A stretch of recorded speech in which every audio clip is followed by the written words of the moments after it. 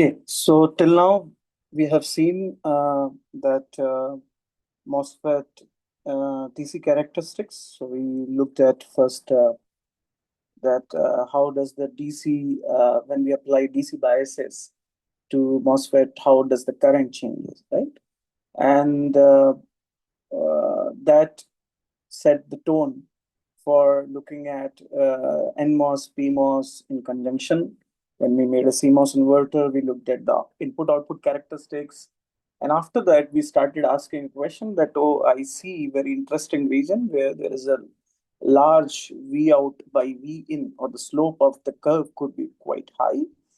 And that is a very interesting region for MOSFET or that particular circuit to be behaving like an amplifier, right? And when we were talking about the amplifier, we saw, uh, so we have not talked about amplifier in detail, but we looked at that once if we want to put any small signal and we want to see the small signal gain, right? How much is the gain provided by the circuit, MOSFET circuit, solving through the DC equations or the current equations is quite cumbersome. And that's when we saw that it is very interesting to break down the problem or kind of linearizing the characteristics, which makes it much easier to calculate the gain of or estimate the gain of the circuit, right? So this is what we saw, one of the stage, if you remember, where we had a current source as a, so this is the load, which because this is the part which is driving, right? So which is where you apply V in, this is where you take V out. So this is the current source here is acting as a um, load, right? So this is called typically current source load. Now, one thing which we can see that if I were to implement this current source, how would I implement, right? Because we clearly see that in IC, everything what we are implementing is using the CMOS technology. And we have an element, what we want to implement is this current source, right? Implement the current source. So how do I implement this current source? So the question or what we are directing is, can I make a current source using the MOSFET elements which I have seen, right?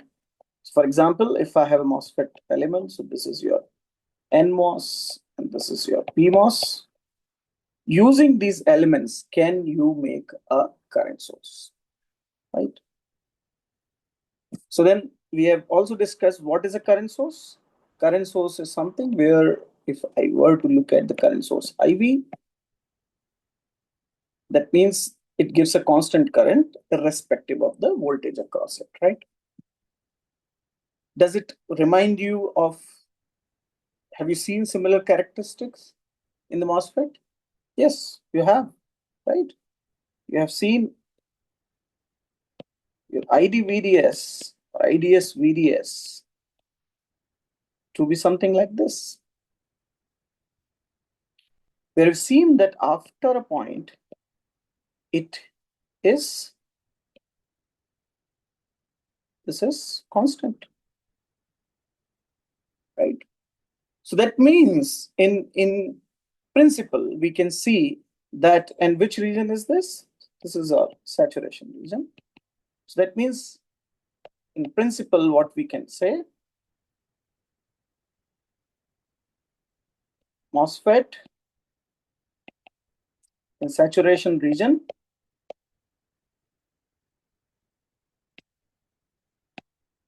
would behave as a current source, right? And we have seen this current source. If I want to change the current, how do I change the current of this current source? I can change by changing the VGS. This is what you have seen, right? So because this current is dependent on or changes with the VGS minus VTH. So that is why we can say, or correct it that this can be a voltage dependent current source, right? VCCS, so voltage control current cell. And which voltage are we talking about? Obviously, it's the gate voltage, right? So then that means that in this region is a MOSFET can be described as, this is your VDS, obviously, and there is a current. That means you are able to control using VGS this V, and the current, if we describe this current I, is dependent on VGS, obviously, right? Whatever is the, we have seen the function of VGS. Okay, and it is likely independent, but we see that in reality, this is the what we desire or ideal, but in reality, you have IDVDS, which look like there is a finite resistance you see in IDVDS, right? And this resistance, if you remember, we can call it R naught, right? Which is the output resistance. And this resistance would be change in the voltage divided by change in the current. That is your R naught. So there's a finite resistance which you see in this domain, right? So that is what makes, so still it is a current source, but the current source with a finite output resistance, right? Here you see that because there is no change. So in this particular scenario, you would see your R naught is, if you were to calculate delta VDS divided by delta IDS, what it would be? When you change the VDS, there is no change in IDS. So this would be 0 in the denominator. So that would tends to infinity, right? So it's infinity in the case of when it is flat. But in the case when in the reality, we see that there is a still some slope, right? So that means it is very desirable that if we want to make a current source, you would be choosing a smaller length or higher length. So because we know these characteristics are L dependent, right? L is the length of the your transistor. So if the characteristic IDVDS are L dependent, then which L would you choose? So this is obviously when you see a flatter characteristic is very large L, right? And this is smaller L, right? So obviously from this itself, you can see that you would be choosing a very large L, or you would desire, I mean, you have to select, choose a larger length of your transistor if you want to make a current source using MOSFET. Because then only you would be getting flatter IDVDS, which would give you nearly infinite output resistance, which is a very key property of a current source, right? Now, if one needs to look at, is that the only problem, this finite slope with the MOSFET as a current source? Because when we say that there is a current source, right, that means this current source should provide, okay, this is one thing that we are saying, that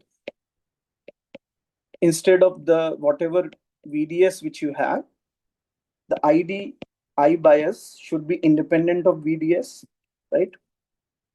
This is obviously one property, which is what we say as the, in the resistant term, this is R naught tends to infinity, right? This is the one property which, and we argued that if we use a very large L, then this could be tackled.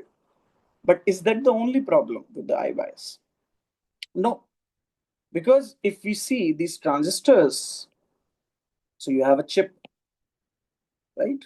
So this is your silicon area chip, and you have this small, tiny, which transistors which are placed, right, like that, small building blocks on the chip. And what you see is, okay, I have made, let's say, a current source with very large L on this chip. Is my current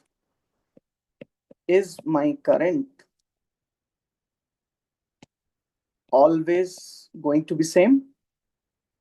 Because I have designed this for a particular current, right? Or remains unperturbed.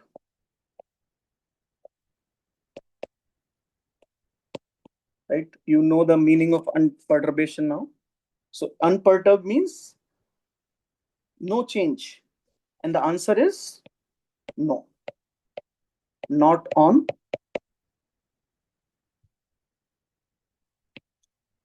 a chip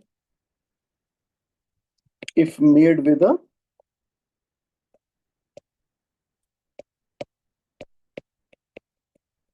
why do I say that the MOSFET as a current source, even though if I choose very large L, the current does not remain unchanged, right? So there is something changing it, and that is what we know as, which you will study, you will do that kind of analysis. If some people may have read about it, but this is something known as PVT. That means these chips, whatever we are putting these transistors, sorry, on a chip, is going through or is experiencing different variation. And we characterize these variations on the chip in three categories. Huh? Yeah, students who said that we take students. Okay. So then what I was talking about, that these variations which come on the chip are coming because of three reasons. One is what we call as the process,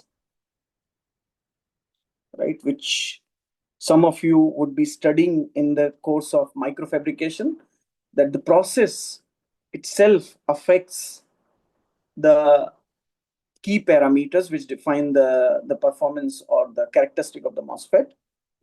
Another is voltage, and the third is temperature. Right?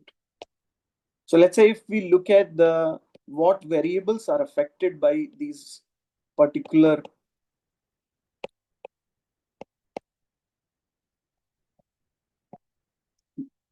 reasons, we can see. So mu n is also could be affected by process, because it depends very um much on the material quality which you could have. And when you are growing these material for the transistor and etching, and there are many processes which are going on, could result in a change in mobility from a transistor to transistor, right? So that is, it can be changed by process. Can it be changed by voltage? It may be changed by VDS, but very likely voltage does not change a very huge change in mobility. Temperature, yes. Mobility is a very strong function of temperature, which you will study in the course of your POT, right? Or the physics of transistor. You will study this thing, that mobility is a very strong function of temperature. So that means if there is any temperature variation, you will see your mobility changing. That would in effect change your ID. And if there is a variation of the temperature across different, so that means there is a temperature variation across your chip. You see, if you have made different current source, I mean the current which you're getting from different transistor is different, which is it's a big problem which we can have, right? So, and if there is any change in the temperature, even from in a temporal axis, that means at t equal to 0, some temperature is there. But now, because the chip is put in a different environment, right? It is put in a very cold environment, suppose. Then the temperature would be very different. And then you don't want your circuit, which has been designed for a particular current, to completely go bonkers, right? Or completely behave badly. And when would it behave badly? Because the current has changed because of the temperature change, right? Your COX may not change, but it may change because of process. It may not change much because of voltage and temperature. VTH is one another important variable, which could be also temperature dependent, right? It is temperature dependent, it is process dependent, and the VGS, which we have seen, if there is a voltage variation, that means there is some kind of noise, right, which is there, which is supply noise or um, um, different kind of signals which are injected at these nodes, which can cause the change in the current. So these PVT variations are the cause which you will see for these particular ID or whatever, let's say I bias due to MOSFET or from whatever you have used MOSFET to make a current source from MOSFET can vary due to PVT.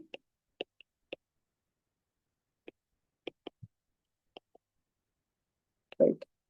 So that's why when we see that if we want to just use a single MOSFET for a current source, it is not a very good way to model the bias current because it can vary with the PVT variations.